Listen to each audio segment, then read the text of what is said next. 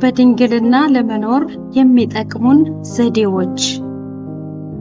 የተወደዳችሁ ልጆቼ ሆይ የተቀደሰ ድንግልናን ውደዱ።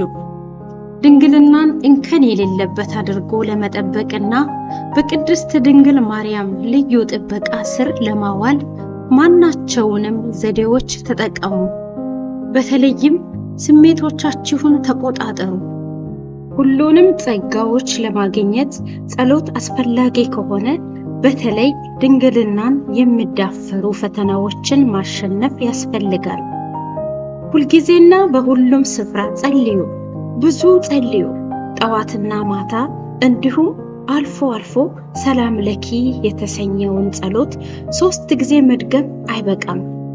በአእምሮም ሆነ በአንደበት የጸሎት መንፈስና ልማድ ሊኖራችሁ ይገባል።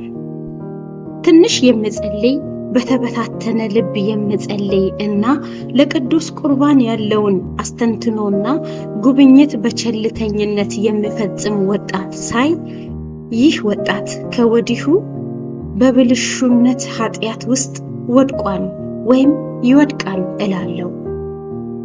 ይህን መጥፎ ልማድ ለመዋጋት ጊዜያዊ የመነቃቃት ስሜቶች መኖር በቂ አይደለም።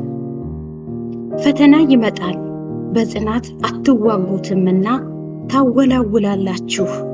በመጨረሻም በፈተናው ትወድቃላችሁ።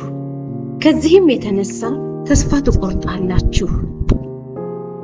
ውስጣዊ ተጋድሎና መንፈሳዊ ተጋድሎ ድንግልናን ለመጠበቅ በተለይም ሐሳባችንን ለመቆጣጠርና ትሁት ለመሆን አይነተኛ መንገዶች ናቸው። ትዕቢተኛ ሰው ፈጠነም ዘገየም መውደቁ አይቀርም። ራሳቸውን ከፍ ከፍ የሚያደርጉ ሰዎች ብዙውን ጊዜ በስጋ ኃጢአት ይቀጣሉና ትዕቢተኞች ወዮላቸው። ከሴቶች ጋር የምናደርጋቸው ጭውውቶች አጭርና እንደ አስፈላጊነቱ በቁም ነገር ላይ የተመሰረቱ እንጂ በከንቱ ነገሮች ወይም በሽንገላ ቃላት የታጀቡ መሆን የለባቸውም። እርስ በርሳችን እንግባባ። እንደ እኛ ፍጡራን ከሆኑ ሴቶች መሸሽ አትችሉም፣ መሸሽም የለባችሁም። በተልእኮ ስፍራችሁ በጋራ መስራት ይኖርባችኋል። ማድረግ ያለባችሁ እነርሱን በአግባቡ መቅረብ ነው። ከስሜት ኃይልና ከትንንሽ የወዳጅነት ቅርርቦች ተጠንቀቁ። ገና ከመጀመሪያው አንድን ባልንጀራ ከሌላው አብልጦ ከመውደድ ተጠንቀቁ። በእነዚህ ነገሮች ብትሰናከሉ ወዮላችሁ። ከሌሎች የበለጠ ለዚህ የበለጠ ፍቅር አለኝ አትበሉ። ከዚህ የከፋ ነገር የለም። አድሎውና ልዩ ጓደኝነት አንድን ማህበር ያጠፋዋል። ምን ጊዜ ቢሆን የሚመክራችሁ ከጌታችን ጋር ብቻ ልዩ ወዳጅነት እንዲኖራችሁ ነው።